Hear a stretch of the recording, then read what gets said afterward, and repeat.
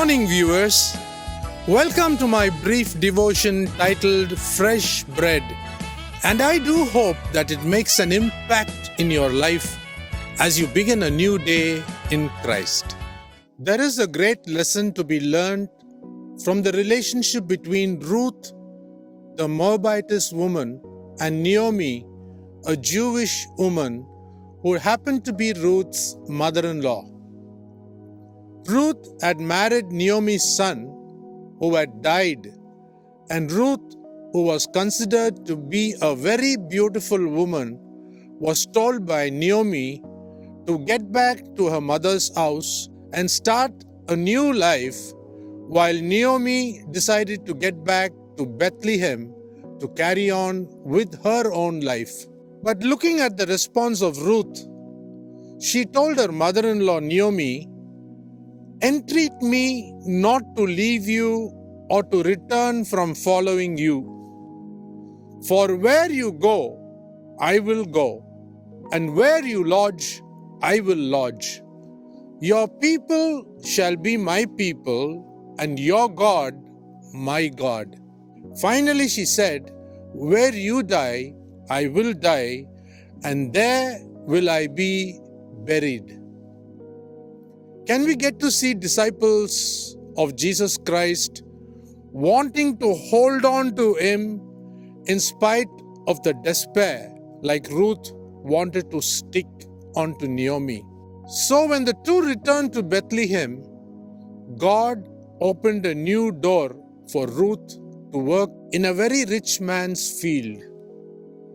This man, Boaz, was so rich that the famine in the land never affected him. Remember, when the judges of Israel ruled, there was confusion, chaos, compromise, and apostasy, yet Ruth trusted Naomi and her unseen God so much that she was willing to relocate to Bethlehem in spite of her misfortune. What a hopeless situation Ruth was living in. But God of the Bible gave Ruth divine provision. We read it in Ruth chapter 2 verses 1 to 3. Divine protection, Ruth chapter 2 verses 8 to 12. And divine progression in life, that she was included in the genealogy of Jesus Christ. Read Ruth chapter 4 verses 9 to 22. Her trust in God never wilted, and God gave Ruth a new life that she could never have dreamt or imagined. She started as an ordinary worker in the field of the rich man Boaz.